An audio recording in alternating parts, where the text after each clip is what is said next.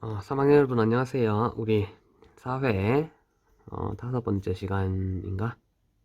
6번째 시간인가? 그쵸? 자, 우리 지난 시간에는 도시의 경관에 대해서 알아봤었습니다. 그죠? 도시의 모습들, 가장 중심에는 도심, 도시의 깊은 곳이 있고, 그 다음에 중간 지역, 주변 지역, 그리고 개발 제한 구역으로 이루어져 있는 것, 그리고 부도심과 위성도시, 집심 현상과 이심 현상이 나타나는 것까지 봤습니다. 그죠? 선생님 보니까 역도시화 현상은 앞에서 안 했고, 오늘 배울 요 뒷장에 나와 있더라고. 그래서 그 뜻이 뭔지도 같이 한번 알아보도록 합시다. 자, 그러면은 간단하게 한번 복습을 하고 넘어가자. 자, 일단 도시의 가장 깊은 곳은 중심 업무지구, 가장 그 도시에서 바쁜 그런 지역을 형성하고 있습니다. 그죠? 그 다음에 낮에는 사람이 많지만 저녁에 사람들이 이제 집으로 돌아가서 인구가 텅 비어버리는 인구 공동화 현상도 나타난다고 봤습니다. 그쵸? 그 다음에 부도심은 도심과 주변 지역을 연결하는 교통의 요지에 만들어지고요. 도심의 기능을 분담하고 그리고 일부 주거 기능이 나타나는 게 특징이었다. 맞죠? 사람들이 주로 많이 자러 가는 곳이다. 그 다음에 중간 지역. 우리가 그 도시에서 많이 사람들이 살고 있는 그런 중간 지역입니다. 도심과 주변 지역 사이에 위치하고 주택, 학교, 공장 등이 섞여서 나타나는 곳. 그 다음에 주변 지역은 이제 도시와 농촌의 모습이 함께 나타나면서 주변 지역의 바깥쪽 외곽에는 개발 제한 구역, 그린벨트가 지정되기도 합니다. 그죠? 그 다음 마지막으로 정말 큰 도시, 대도시에는 위성도시라고 해갖고 대도시의 기능을 분담하는 뭐 공장이나 아니면 여러 가지 기관들, 회사들이 모여있는 그런 위성도시도 나타나기도 한다는 거. 여기까지 어제 한 내용들입니다. 그쵸? 자, 오늘은 우리 8단원인가요? 8단원의 마지막, 도시단원의 마지막 선진국과 개발도상국의 도시화에 대해서 알아보겠습니다. 자, 선진국은 우리 잘 사는 나라, 그쵸? 굉장히 앞서가는 나라인 걸 알고 있을 거고, 개발도상국은 이제,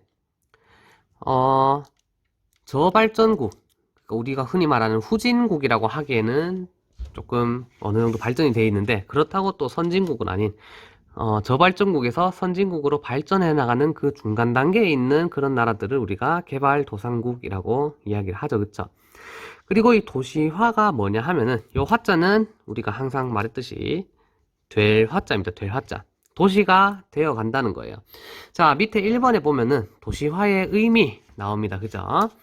자, 일단 도시가 되어 간다는 뜻은 자, 나라가 점점 나라의 안에 있는 지역들이 도시가 되어 간다는 뜻입니다.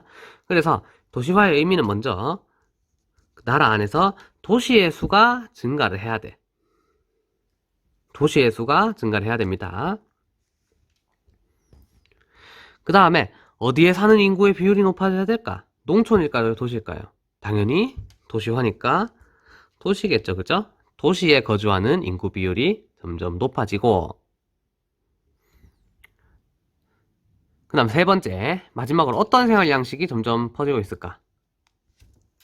도시적인 생활 양식이 점점 확산되는 퍼져가는 현상을 우리는 도시화라고 합니다. 쉽게 말해서 농촌이 사라지고 도시가 점점 증가하는 그런 모습을 우리가 도시화라고 이야기를 하는 거죠. 그죠? 자, 그래서 이게 바로 도시화의 의미입니다. 도시의 숫자가 증가하고 도시에 사는 인구의 비율이 높아지고 그리고 도시적인 생활 양식 그런 모습들이 확산되는 현상을 우리는 도시화라고 이야기를 하는 겁니다. 자, 그러면 뒷페이지로 가보자. 6쪽.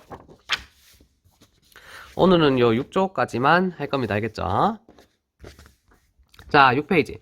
그러면 선진국과 개발도상국의 도시화는 어떻게 다른지 우리가 2번이랑 3번으로 나누어서 한번 알아보도록 할 겁니다.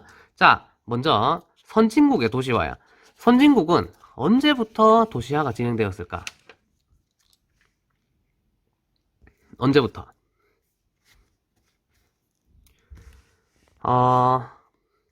우리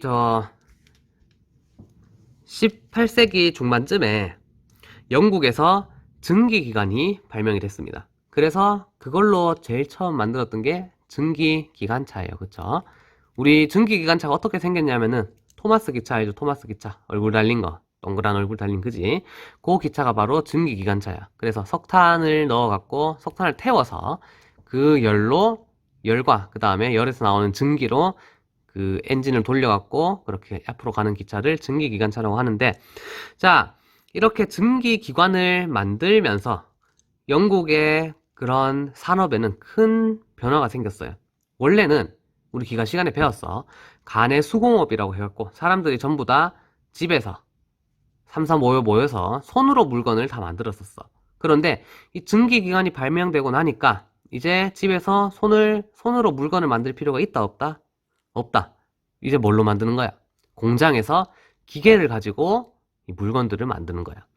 자, 이렇게 우리가 물건을 만드는 모습이 손으로 만드는 것에서 기계를 활용하는, 공장을 활용하는 그런 모습으로 바뀐 사건을 우리가 뭐라고 하냐면은 바로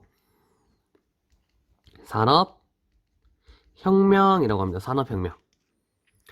자, 이 산업혁명 이후에 공업이 발달하기 시작해. 공장에서 물건을 만드는 그런 모습들이 발달하기 시작합니다. 자, 이렇게 공장을 통해서 물건을 만들다 보니까 사람들이 훨씬 더 많은 돈을 벌게 되죠. 원래는 손으로 1시간 동안 한 개 만들었다 치면은 공장에서 기계를 사용하면은 1시간에 5개, 6개, 많게는 10개까지도 이제 만들 수가 있는 거야. 10배의 물건을 더 만들 수가 있는 거죠. 그쵸? 그러면 내가 벌어들이는 돈도 당연히 그 정도에 가깝겠죠. 10배까지는 아니더라도 한 6배, 7배 정도는 될 수 있겠죠. 그죠? 자, 그래서 사람들이 돈을 많이 벌게 되니까 이제 살만하다 생각되는 거야. 그래서 그때부터 사람들이 도시를 만들기 시작합니다. 차도 많이 사고, 그 다음에 좀 더 공장이 들어갈 수 있는 그런 큰 도시로 사람들이 옮겨 살고, 그리고 거기서 돈도 많이 사용하고. 자, 그래서 이때 산업혁명, 요게 바로 18세기 중반 1750년쯤 되겠죠. 그죠? 1750년, 60년쯤부터 이제 공업 발달과 함께 선진국은 도시화가 진행이 되고 있습니다. 자, 그런데 지금은 도시화가 완만하게 진행되거나 정체되고 있는 그런 단계예요. 완만하게 진행되거나 정체되는 단계. 왜냐하면은 개발도상국보다 선진국이 도시화가 빨리 되었기 때문에 이제 도시화가 될 만큼 된 거야. 그래서 점점점 도시화가 되는 속도가 느려지고 있다는 거. 그 다음에 세 번째, 도시의 인구가 쾌적한 환경을 찾아서 다른 지역으로 이동하는 현상도 발생을 합니다. 우리 요즘 굉장히 이런 사람들 많죠, 우리나라에도. 이런 사람들 보고 뭐 한다 그래? 귀농한다고 그러잖아, 그쵸? 귀농한다. 도시에서 살다가 인간관계에 이제 지쳐갖고, 아니면 회사 생활에 지쳐서, 도시 생활에 지쳐갖고, 이제 좀 더 그냥 농촌에 가서 농사 지으면서 조금 힐링하면서 편하게 행복하게 살려는 그런 모습들이 많이 보이죠, 그쵸? 자, 이러한 모습들을 우리가 무슨 현상이라고 하냐면은 우리 어제 이심현상에서 봤던 바로 역도시화 현상이 발생한다고 이야기합니다. 역도시화. 역은 거꾸로 역자예요, 거꾸로. 위아래가 바뀌었다는 뜻이죠, 그쵸? 그래서 원래는 농촌에서 도시로 사람들이 이동을 했어야 되는데 이제는 반대로 도시에서 농촌으로 이동하는 그런 역도시화가 발생을 한다라고 보면 되겠죠, 그죠? 자, 그래서 우리 여기 빈칸이 있죠, 빈칸. 여기다가 그래프를 한 개 그릴 거야. 자, 그래프를 간단하게 한 개만 그립시다. 자, 여기 Y축에는 도시화율이 올 거고요. 도시화율. 도시화가 어느 정도 됐는지 그 퍼센트를 이야기하는 거야. 그 다음에 X축에는 우리 시대가 나올 겁니다. 시대. 1800년부터 그리고 최근에 2000년도까지.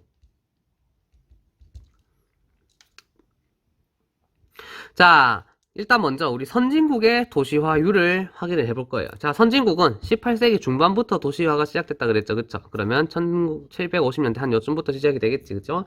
자, 도시화가 어떻게 진행됐냐면은 1800년부터 출발해서 급격하게 올라가다가 이제는 계속 쭉 거의 수평 아니면은 조금 내려가는 하락세를 보이는 이런 모습으로 도시화가 진행된다고 볼 수 있습니다. 이게 바로 선진국의 도시화 그래프야.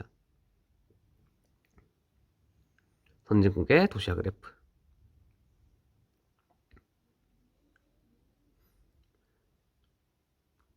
자, 그러면은 이제 개발도상국의 도시화를 한번 봅시다. 자, 개발도상국은 그러면 어떻게 도시화가 되었느냐? 자, 개발도상국은 우리 앞에 인구 단원에서 한번 배운 적 있어. 개발도상국의 인구는 언제부터 급격하게 증가했다 그랬니? 기억나니?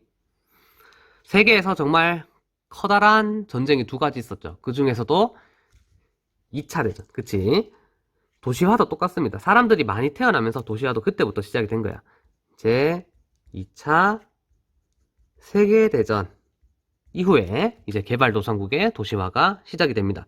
전쟁이 끝나고 나니까 사람들이 이제 전쟁이 끝났다는 그런 안도감, 불안감이 사라진 그런 환경에서 이제 사람들이 점점 아기도 많이 낳고 도시로 많이 이사를 가서 열심히 일하려는 그런 모습을 보이게 되죠. 그죠? 자, 그래서 이때는 바로 우리 앞에서 배웠던 이촌 향도 현상으로 도시화가 굉장히 급격하게 진행이 됩니다. 자, 2차 대전이 언제쯤 일어나느냐면은 1900년도 초반에 진행이 됩니다. 1900년 초반. 우리 6.25 전쟁 시작하기 불과 얼마 되지 않았어요. 몇십 년 전이야. 자, 그래서 제2차 세계대전 이후에 이촌 향도 현상이 급격하게 진행이 되고, 자, 이 개발도상국의 도시화는 선진국보다 굉장히 느리게 시작을 했죠. 그쵸? 거의 150년, 160년, 170년 지나서 시작을 했기 때문에,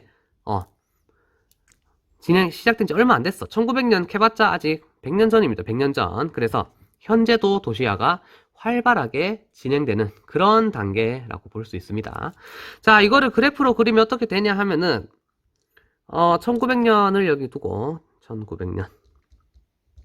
자, 개발도상국은 1900년대부터 이제 도시화가 진행됐다고 했으니까 자, 도시화가 시작된 게 바로 1900년부터 시작해서 굉장히 급격하게 올라가는 이런 모습을 보여줍니다. 이게 바로 밑에 게 개발도상국. 자, 그래서 요 두 나라의 그래프가 전혀 다르죠. 그쵸? 그래도 선진국은 1800년대부터 시작해서 2000년도까지 쭉 요렇게 이런 모습을 보여주고 있는데 개발도상국은 굉장히 빠르게 1900년대부터 2000년대 사이에 이렇게 한 번에 올라가 버리는 그런 모습을 보여줍니다. 그리고 심지어 개발도상국은 아직도 도시화가 진행 중이고 선진국은 점점 도시화가 그만되고 있죠. 정체되거나 더 줄어드는 그런 단계를 볼 수가 있습니다. 그죠? 자, 그래서 요 선진국과 개발도상국의 그래프는 이렇게 확인할 수가 있고, 자, 그럼 네 번째, 선진국의 도시 문제와 해결 노력. 자, 이렇게 두 나라, 선진국과 개발도상국이 도시화를 했으면 거기에 따른 문제도 당연히 나타날 수밖에 없습니다. 그런데 나타나는 문제가 각각 달라요. 왜? 도시화가 이루어진 날들이 서로 다르기 때문에, 기간이 서로 다르기 때문이죠. 그죠? 자, 첫 번째로 선진국의 도시 문제는 어떤 게 있느냐 하면은 각종 시설이 노후됐어. 이제 도시화가 오래된 거야. 그래서 옛날에는 굉장히 도시화가 처음 될 때는 많은 건물들을 지었겠죠. 그런데 그게 아직까지 남아있다 보니까 시설이 오래되었고, 그 다음에 도시 내부의 기능이 점점 약해지고 있어요. 옛날에야 그런 도시에 필요한 것들이 있었지만 요새는 또 필요한 게 다르죠. 그쵸? 현대 사회를 살면서 옛날 물건들은 잘 쓰지 않잖아. 그지? 자, 그래서 도시 내부의 기능이 옛날과는 달라졌기 때문에 점점 약해지고 있고, 그다음 세 번째, 이주민과 지역 주민 간의 갈등도 발생합니다. 이사 온 사람이랑 원래 거기 살던 사람 간의 갈등이 있어. 원래 살던 사람들은 우리는 뭐 이런 생각을 할 수도 있겠죠. 진짜 도시 사람들이다.